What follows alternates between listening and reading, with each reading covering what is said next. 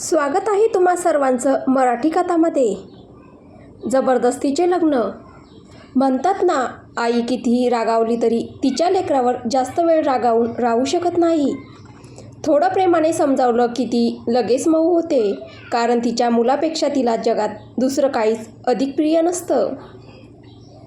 आता पुढे रुद्राय बराच वेळ लक्ष्मीजींच्या मांडीवर डोकं ठेवून पडून राहतो. नर्सही रुद्रायला खाली पाहून ईश्वरीकडे जाऊन पोहोचली होती. रुद्रायची अर्धी कॉफी तशीच ठेवून थंड झाली होती. लक्ष्मीजी त्याच्या केसातून हात फिरवत होत्या. त्यांना जाणवत होतं की काहीतरी आहे जे त्याला आतून अस्वस्थ करत आहे. त्या त्याला विचारतात, रुद्र, काही झालं आहे का बाळा? रुद्राय म्हणतो, नाही ग आई. लक्ष्मीजी म्हणतात, बरं उठ, थोडं बाहेर फेरफटका मारून ये, तुला बरं वाटेल. रुद्राय म्हणतो, ठीक आहे. तो उठतो आणि बाहेर बागेत येतो. तो कालच्या गोष्टींचा विचार करत होता. जरी तो खटला जिंकणार असला तरी अजून निकाल त्याच्या बाजूने लागला नव्हता.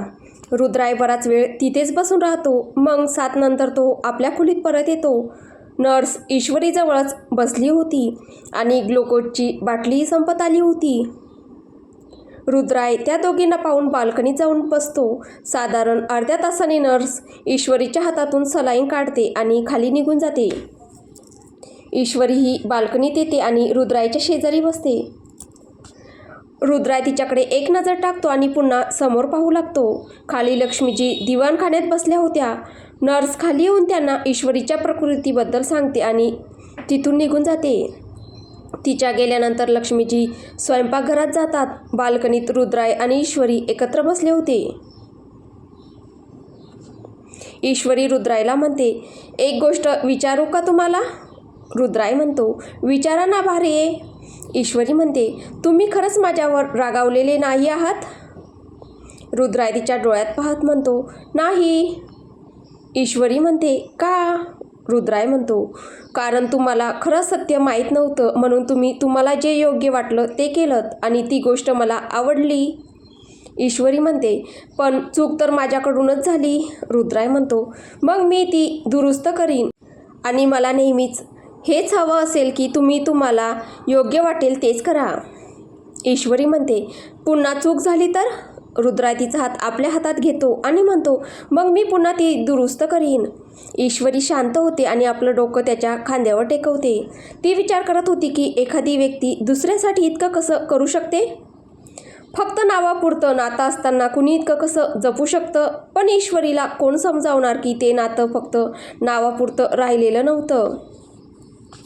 रुद्राय तिला सांगत नसला तरी ईश्वरीने त्याच्या मनात एक वेगळीच जागा निर्माण केली होती. तिला शांत पाहून रुद्राय म्हणतो, भारे, तुमच्यासोबत जे चुकीचं घडलं ते मी बदलू शकत नाही, पण तुम्हाला ते दुरुस्तही करायचं नाही का? ईश्वरी त्याच्या खांद्यावरून डोकं उचलते. ती त्याच्याकडे पाहते पण काहीच बोलत नाही. रुद्राय पुढे म्हणतो, मी तुमच्यासोबत असेन, प्रत्येक पावलावर, प्रत्येक वळणावर. ईश्वरी अजूनही शांत होती. ती आपला हात त्याच्या हातातून काढून घेते. रुद्राय तिच्याकडे एक नजर टाकतो आणि खाली पाहत म्हणतो, समजू शकतो अजून तुमचा माझ्यावर पूर्ण विश्वास बसलेला नाही. काही हरकत नाही. काही क्षणांनी तो म्हणतो, आई एकटीच काम करत असेल, मी जाऊन त्यांना मदत करतो. रुद्राय उठून निघू लागतो. तो खोलीत येतो. मग काहीतरी विचार करून पुन्हा बाल्कनीत येतो आणि ईश्वरीला म्हणतो, चला, तुम्हाला खोलीत सोडतो, अजून तुमची तब्येत पूर्ण बरी नाही. रुद्राय तिच्याजवळ येतो. तिला उचलून घेतो आणि खोलीत आणतो. मग बाल्कनी बंद करून खाली स्वयंपाकघरात जातो. तिथे जाऊन तो लक्ष्मीजींना कामात मदत करू लागतो आणि इथे खोलीत बसलेल्या ईश्वरीच्या डोळ्यातून अश्रू वाहत होते. ती काहीच विसरली नव्हती. तिच्यासाठी तर जणू ती घटना कालच घडली होती. आजही ती रात्र तिला तितकीच घाबरवत होती. जे काही घडलं होतं ते ईश्वरी कितीही प्रयत्न केला तरी विसरू शकत नव्हती. पण रुद्राय तिच्या आसपास असला, तिच्यासोबत असला की तिला सुरक्षित वाटत होतं. ईश्वरीला आता समजलं होतं की जोपर्यंत रुद्राय तिच्यासोबत आहे तोपर्यंत ती सुरक्षित आहे. तो तिला काही होऊ देणार नाही. पण तरीही तिला भीती वाटत होती की सत्य कसं सांगायचं. ती एका चांगल्या वकिलाची मुलगी होती. तिला माहीत होतं की न्यायालयात तिला पुन्हा पुन्हा त्याच गोष्टी विचारल्या जातील ज्या ती विसरू पाहत होती. या सगळ्या गोष्टी तिला सत्य सांगण्यापासून रोखत होत्या. खूप वेळ रडल्यानंतर ईश्वरी स्नानगृहात जाते आणि चेहरा धुवून घेते. रात्रीचे 9 वाजले होते. विशालजी येण्याची वेळ झाली होती. रुद्राय आणि लक्ष्मीजी दोघे मिळून जेवणाचं ताट वाढून ठेवतात. काही वेळाने विशालजीही घरी येतात. कपडे बदलून ते खाली येतात. रुद्राय स्वतःसाठी आणि ईश्वरीसाठी जेवण वर खोलीत घेऊन जातो. सगळ्यांचं जेवण झाल्यानंतर कविता स्वयंपाकघर आवरते. रुद्राय आणि ईश्वरीही जेवून झाले होते. रुद्राय ईश्वरीला म्हणतो, भारी आहे, अजून काही हवं आहे का तुम्हाला? ईश्वरी म्हणते, नाही, आता काही नको. रुद्राय म्हणतो, मी ताट ठेवून येतो. ईश्वरी फक्त म्हणते. रुद्राय खाली ताट ठेवायला येतो. लक्ष्मीजी त्यावेळी स्वयंपाकघरात होत्या. त्या ईश्वरीसाठी हळदीचं दूध बनवत होत्या. त्या रुद्रायला दूध देतात आणि ईश्वरीला द्यायला सांगतात. रुद्राय त्यांना शुभ रात्री म्हणतो आणि खोलीत परत येतो. खोलीत आल्यावर तो ईश्वरीला म्हणतो, हे आईने तुमच्यासाठी पाठवलं आहे. ईश्वरी त्या दुधाच्या ग्लासाकडे पाहत म्हणते, मला नाही प्यायचं. रुद्राय म्हणतो, का? ईश्वरी म्हणते, मला आवडत नाही. रुद्राय तिला समजावत म्हणतो, थोडं तरी प्यावं लागेल. ईश्वरी म्हणते, कृपया. रुद्राय म्हणतो, काही कारण चालणार नाहीत, थोडंसं तरी प्या. बरं. रुद्राय तिच्या हातात गोळ्या देतो आणि दुधाचा ग्लासही देतो. ईश्वरी गोळ्या घेते आणि मग ग्लास परत त्याच्याकडे देते. रुद्राय तिला म्हणतो, हा ग्लास पूर्ण संपवायचा आहे. ईश्वरी म्हणते, बस. रुद्राय म्हणतो, बरं, अजून थोडंसं. ईश्वरी अजून थोडं दूध पिते, पण तेवढ्यात रुद्राय ग्लास खालून धरतो आणि तिच्याकडून पूर्ण ग्लास खाली करून घेतो. तो ग्लास बाजूला ठेवतो. ईश्वरी त्याच्याकडे एकटक पाहत होती, किंवा खरं तर रागाने पाहत होती. रुद्राय म्हणतो, काय झालं? ईश्वरी त्याला म्हणते, ही तर फसवणूक आहे ना? रुद्राय म्हणतो, अजिबात नाही, आता झोपा. हे बोलून रुद्राय तिच्या जवळ येतो. दोन्ही हातांनी तिचा चेहरा धरतो आणि तिच्या कपाळावर हलकंसं चुंबन घेतो. ईश्वरी झोपते. काही वेळाने रुद्राय तिला शुभरात्री म्हणतो आणि स्टडी रूममध्ये जातो. तिथे बसून तो काम करू लागतो. काही वेळ काम केल्यानंतर तो फोन पाहतो. रात्रीचे 12 वाजले होते. रुद्राय काही वेळ बाल्कनीत जाऊन बसतो आणि धूम्रपान करतो. अर्ध्या तासानंतर तो पुन्हा कामाला बसतो. काम करता करता रात्रीचे 2 वाजतात. आता त्यालाही झोप येऊ लागली होती. तो लॅपटॉप बंद करून बाजूला ठेवतो. ईश्वरी झोपली आहे का ते पाहण्यासाठी तो तिच्या खोलीत येतो. तिच्या पलंगाजवळ बसतो. तिच्या चेहऱ्यावर आलेली केसांची एक बट तो हलकेच बोटाने बाजूला करतो. तो हात मागे घेणार इतक्यात ईश्वरी त्याचा हात पकडते आणि आपल्या डोक्याखाली ठेवते. तो उठण्याचा विचार करतो, पण तिची झोप मोडू नये म्हणून तिथेच थांबायचं ठरवतो. रुद्राय दुसऱ्या हाताने बाजूच्या टेबलावरची चटई घेतो. जमिनीवर अंथरतो आणि त्यावर बसतो. तो पलंगाला डोकं टेकवतो आणि काही क्षणातच झोपी जातो. रात्री साधारण 3च्या सुमारास ईश्वरीची झोप उघडते. समोर बसलेल्या रुद्रायकडे ती पाहते. झोपेत तो खूप निरागस दिसत होता.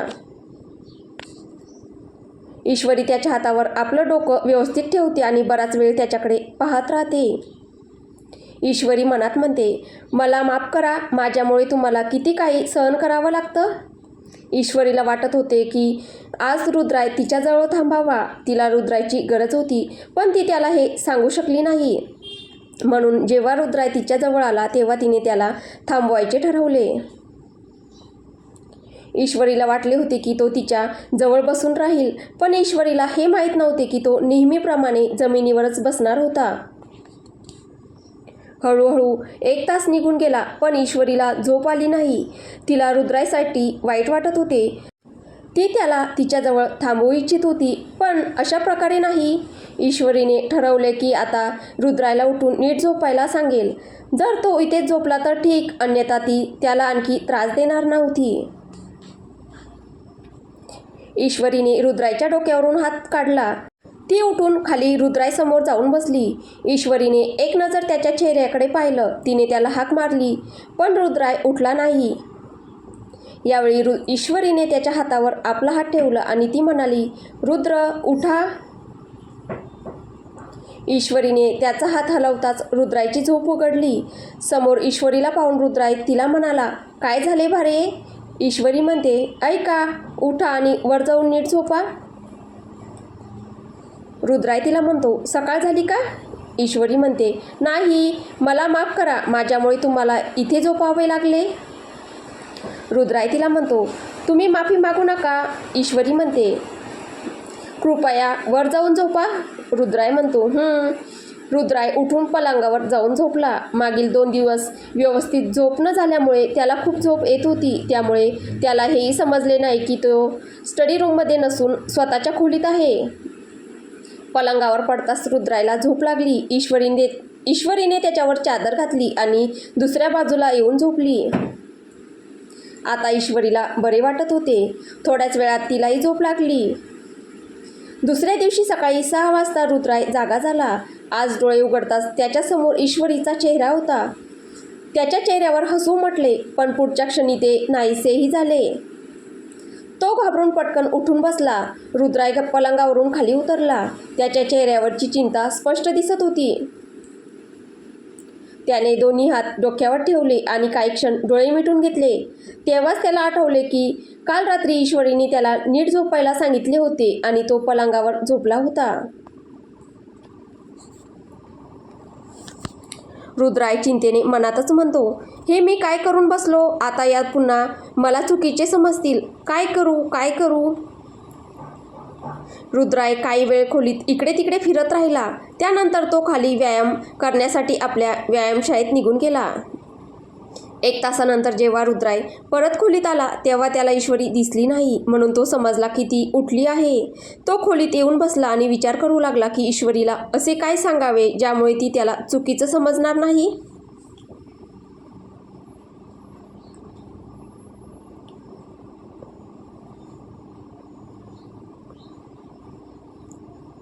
रुद्राई विचार करत बसलेला असतानाच ईश्वरी स्नानगृहातून बाहेर आली.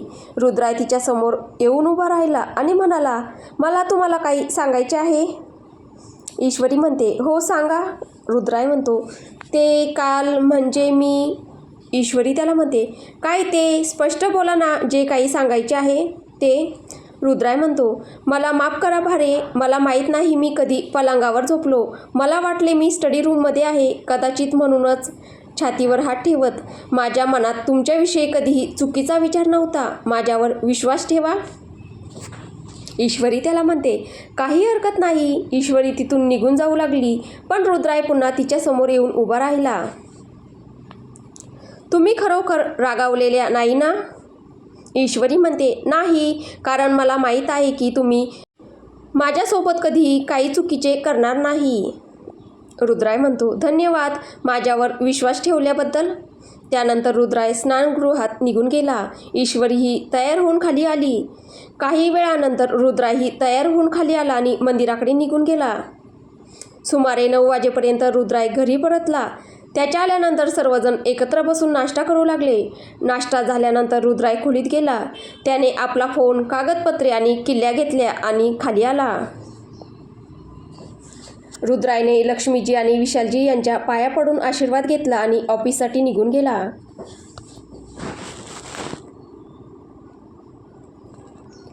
विशालजीही ऑफिसला जाण्यासाठी तयार होऊ लागले. रुद्राई ऑफिसला पोहोचला आणि कपाटातून एक कागदपत्रांची फाईल काढली. रुद्राईने वेळ पाहिली. 11 वाजायला आले होते. तो काही वेळ आपल्या दालनात बसला.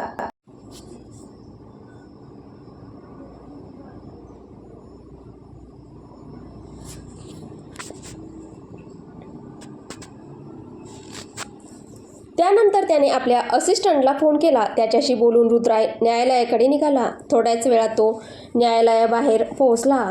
तो आपल्या वकिलाची वाट पाहत होता. काही वेळात त्याचा वकीलही आला. दोघेही आपल्या खटल्याच्या सुनावणीची वाट पाहू लागले.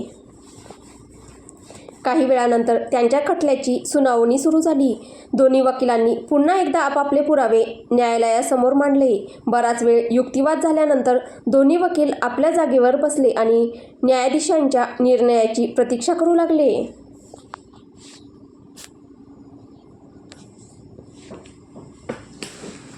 सर्व पुरावे न्यायालयासमोर होते. रवीने दिलेल्या कागदपत्रांची तपासणी पूर्ण झाली होती आणि ती बनावट असल्याचे सिद्ध झाले होते. न्यायाधीश म्हणतात, हे न्यायालय सर्व पुरावे लक्षात घेऊन संबंधित स्वयंसेवी संस्थेची मालकी श्री रुद्रायसिंग राठोड यांच्याकडे सुपूर्द करते आणि श्री रवी यांना खोटे पुरावे सादर केल्याबद्दल भारतीय दंड संहितेच्या कलम 191 अंतर्गत 3 वर्षाची शिक्षा आणि 50,000 रुपयांचा दंड ठोठावते.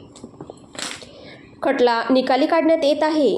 दोन्ही वकील उभे राहिले आणि न्यायाधीशांचे आभार मानले. न्यायाधीश तिथून निघून गेले.